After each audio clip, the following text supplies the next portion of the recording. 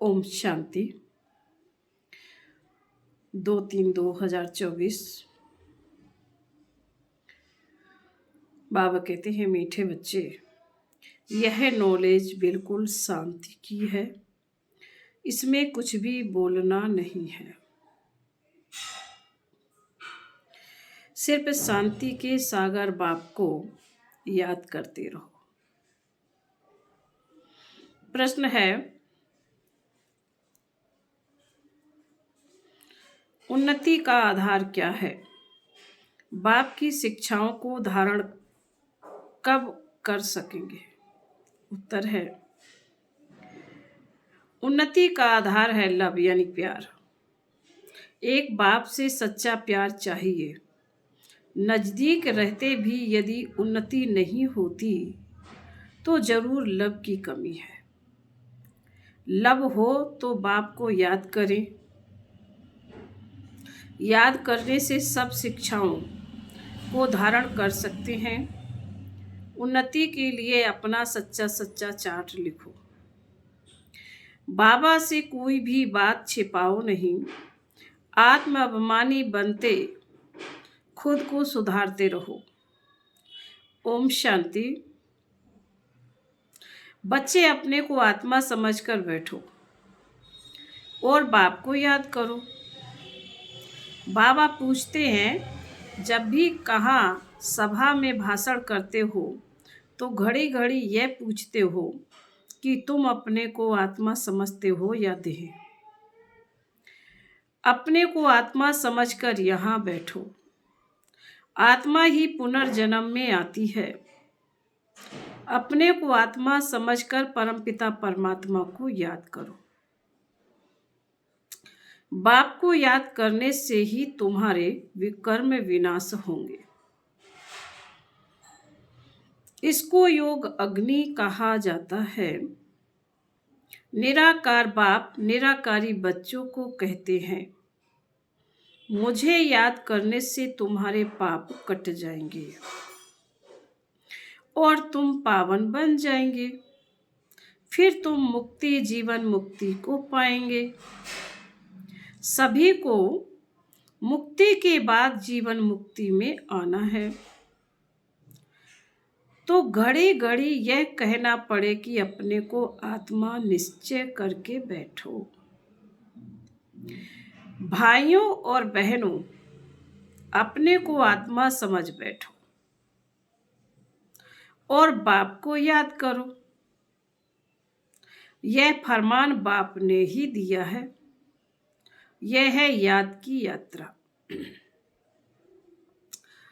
बाप कहते हैं, मेरे साथ बुद्धि का योग लगाओ तो तुम्हारे जन्म जन्मांतर के पाप भस्म हो जाएंगे। यह घड़ी घड़ी तुम याद कराएंगे, समझाएंगे, तब समझेंगे कि आत्मा अविनाशी है, देह विनाशी है। अविनाशी आत्मा ही विनाशी देह धारण कर पाठ बजाए एक शरीर छोड़ फिर दूसरा लेती है। आत्मा का स्वधर्म तो शांति है। वह अपने स्वधर्म को भी नहीं जानते। अब बाप कहते हैं, मुझे याद करो तो विकर्म विनाश होंगे। मूल बात यह है, पहले पहले तुम बच्चों को यही मेहनत करनी है। बेहद का बाप आत्माओं को कहते हैं, इसमें कोई शास्त्र उठाने की दरकार नहीं है। तुम गीता का मिसाल देते हो तो भी कहते हैं तुम सिर्फ गीता उठाते हो, वेदों का नाम क्यों नहीं लेते हो? बाबा ने कहा, उनसे पूछो वेद किस धर्म का शास्त्र है? कहते हैं आर्य धर्म का। आर्य किसको कहते हैं? हिंदू धर्म तो है नहीं। आदि सनातन तो है ही देवी देवता धर्म। फिर आर्य कौन सा धर्म है? आर्य तो आर्य समाजियों का धर्म होगा। आर्य धर्म तो नाम ही नहीं है। आर्य धर्म किसने स्थापन किया? तुमको वास्तव में गीता को भी उठाना नहीं है। पहली बात है, अपने को आत्मा समझ बाप को याद करो, तो सतो प्रधान बन जाएंगे। इस समय सब है तमो प्रधान। पहले पहले तो बाप का ही परिचय देना है। महिमा भी बाप की करनी है। यह भी तुम तब कह सकेंगे जब तुम खुद बाप को याद करते होंगे। इस बात की बच्चों में कमजोरी है। बाबा हमेशा कहते हैं कि याद की यात्रा का चार्ट रखो। दिल से हर एक पूछे, हम कहाँ तक याद करते हैं। तुम बच्चों की दिल में अथाह खुशी रहनी चाहिए। तुमको अंदरूनी खुशी होगी तो दूसरों को भी समझाने का असर होगा। पहली मूल बात यही कहना कि भाइयों और बहनों, अपने को आत्मा समझो। ऐसे कोई सत्संग में नहीं कहेंगे। वास्तव में सत्संग कोई है नहीं। सत्य का संग एक ही है, बाकी है कुसंग। यहाँ है बिल्कुल नई बात।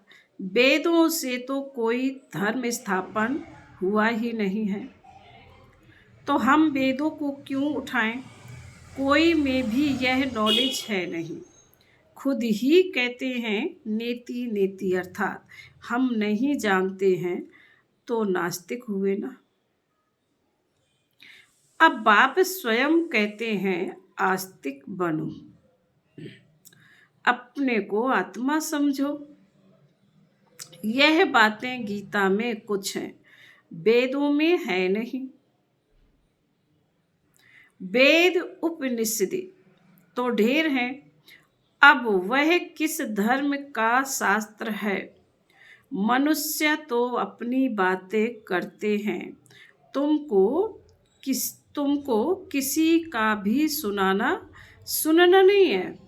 बाबा कहते तुमको किसी का भी सुनना नहीं है।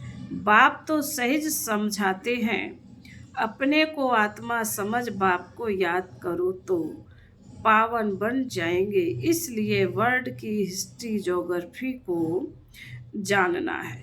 तुम्हारा यह त्रिमूर्ति गोला है, मुख्य इनमें सब धर्म आ जाते हैं। पहले पहले है देवी देवता धर्म। बाबा ने कहा है त्रिमूर्ति गोला बड़ा बड़ा बनाकर दिल्ली के मुख्य स्थान पर जहां आना जाना बहुत हो वहां लगा दो। 3 सीट पर हो। सीढ़ी में तो और धर्मों का नहीं आता। मुख्य है 2 चित्र, समझाना ही उस पर है। पहले है बाप का परिचय, बाप से ही वर्षा मिलता है। इस बात का निश्चय कराने बिगड़ तुम्हारा कुछ भी कोई समझ नहीं सकेगा। एक बाप को ही नहीं समझा है तो दूसरे चित्रों पर ले जाना ही फालतू है। अल्प को समझने बिगर कुछ भी समझेंगे नहीं। बाप के परिचय बिगर और कोई भी बात ना करो। बाप से ही बेहद का वर्षा मिलता है। बाबा ख्याल करता है ऐसी सहज बात क्यों नहीं समझते। तुम्हारी आत्मा का बाप वह शिव है, उनसे ही वर्षा मिलता है। तुम सब आपस में ब्रदर्स हो। जब इस बात को भूलते हो तब तमो प्रधान बन जाते हो। अब बाप को याद करो तो सतो प्रधान बन जाएंगे। मूल बात ही है रचयिता और रचना को जानना। कोई भी जानते नहीं, ऋषि मुनि भी जानते नहीं थे। तो पहले बाप का परिचय दे, सबको वास्तविक बनाना है। बाप कहते हैं मुझे जानने से तुम सब कुछ जान जाएंगे। मुझे नहीं जाना तो कुछ भी तुम समझेंगे नहीं। मुफ्त तुम अपना समय वेस्ट करते हो। चित्र आदि भी जो ड्रामा अनुसार बने हैं वही ठीक है, परंतु तुम इतनी मेहनत करते हो फिर भी किसी की बुद्धि में बैठता नहीं।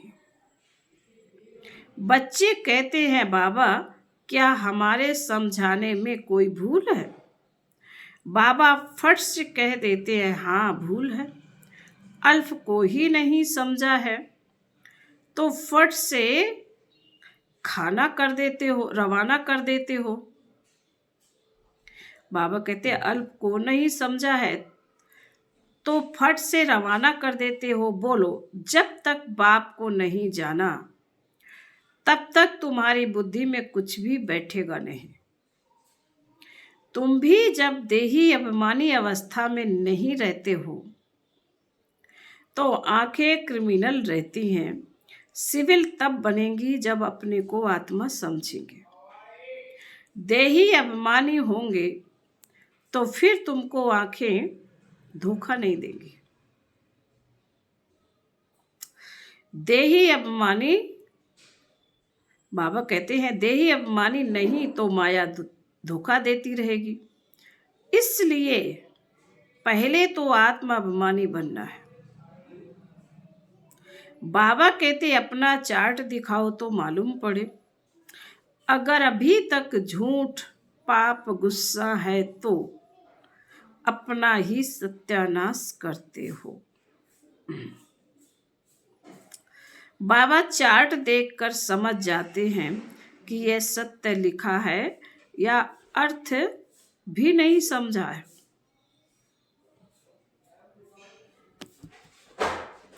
सब बच्चों को बाबा कहते हैं चार्ट लिखो। जो बच्चे योग में नहीं रहते वह इतनी सर्विस भी नहीं कर सकते।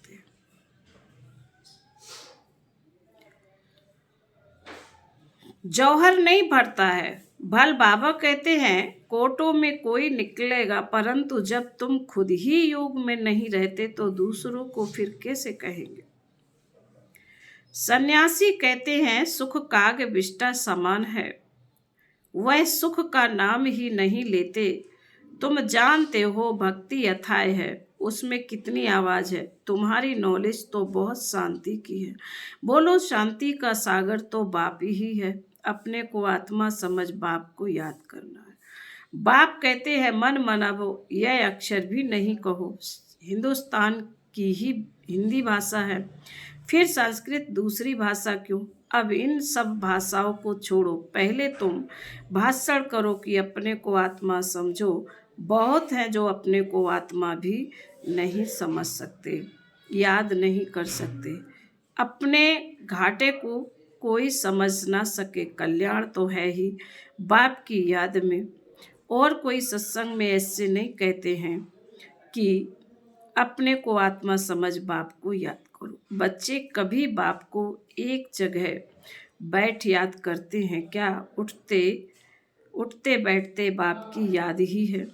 आत्माभिमानी बनने की प्रैक्टिस करनी है। तुम बहुत बोलते हो, इतना बोलना नहीं चाहिए।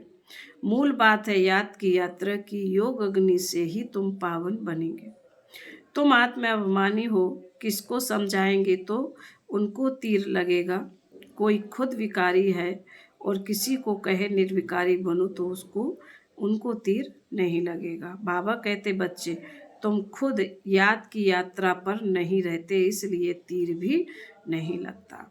अब बाप कहते बीती सो बीती, पहले अपने को सुधारो। दिल से पूछो हम अपने को आत्मा समझ बाप को कितना याद करते हैं। जो बाप हमको विश्व का मालिक बनाते, हमसे बाबा के बच्चे हैं तो जरूर हमको विश्व का मालिक बनाना है। वही बाप मासूक आकर तुम्हारे सामने खड़ा हुआ है तो उनके साथ बहुत लव होना चाहिए। लव माना याद। शादी होती है तो स्त्री का पति के साथ लव कितना है। तुम्हारी भी सगाई हुई है। शादी नहीं, वह तो जब विष्णुपुरी में जाएंगे, शिव बाबा के पास जाएंगे, फिर ससुर घर जाएंगे। सगाई की खुशी कम होती है क्या। सगाई हुई और याद पक्की हुई। सतयुग में भी सगाई होती है, परंतु वहाँ सगाई कब टूटती नहीं है, अकाले मृत्यु नहीं होती। यह तो यहाँ होती है। तुम बच्चों को भी गृहस्थ व्यवहार में रहते पवित्र बनना है। तुम बच्चों को भी गृहस्थ व्यवहार में रहते पवित्र बनना। भले बहुत नज़दीक भी रहते फिर भी उन्नति नहीं होती है। जो उस लव से आते हैं उनकी बहुत उन्नति होती है। याद ही नहीं तो लव भी नहीं रहता, तो उनकी शिक्षाओं को भी धारण नहीं कर सकते। भगवान वाच तुम बच्चे सबको यही पैगाम दो कि काम महाशत्रु है जो आदि मदंत दुख देता है। तुम तो पवित्र सतयुग के मालिक थे, अभी तुम गिर कर गंदे बन पड़े हो। अब यह अंतिम जन्म फिर से पवित्र बनो। काम चिता पर बैठने का हथियाला कैंसिल करो।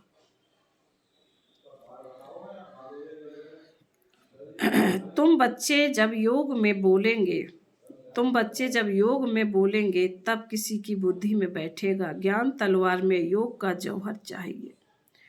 पहली मुख्य है एक बात। बच्चे कहते हैं बाबा हम बहुत मेहनत करते हैं, तब मुश्किल कोई निकलता है। बाबा कहते योग में रहकर समझाओ, याद की यात्रा की मेहनत करो। रावण से हार खाकर विकारी बने हो, अब निर्विकारी बनो। बाप की याद से तुम्हारी मनोकामनाएं पूर्ण हो जाएंगी।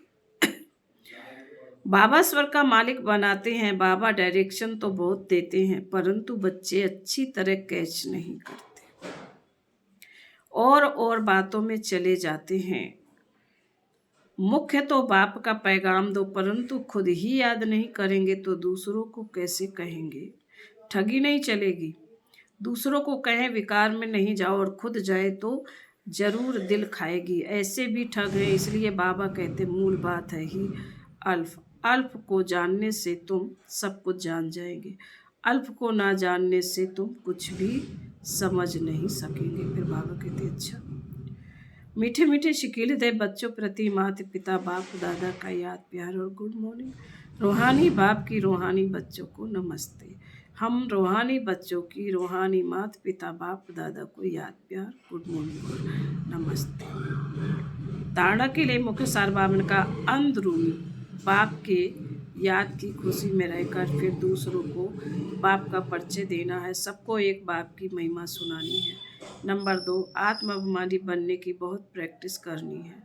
बहुत बोलना नहीं है, बीती सो बीती कर पहले स्वयं को सुधारना है। याद की यात्रा का सच्चा चार्ट रखना है। वरदान ब्राह्मण जीवन में वैरायटी अनुभूतियों द्वारा रमणीकता का अनुभव करने वाले संपन्न आत्मा भाव।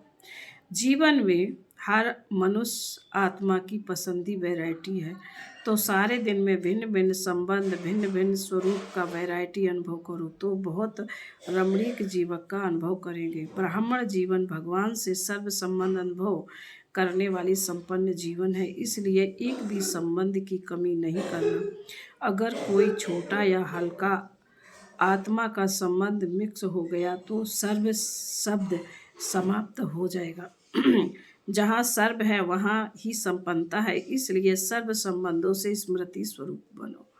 स्लोगन है बाप समान अव्यक्त रूपधारी बन, प्रकृति के हर दृश्य को देखो तो हलचल में नहीं आएंगे। ओम शांति।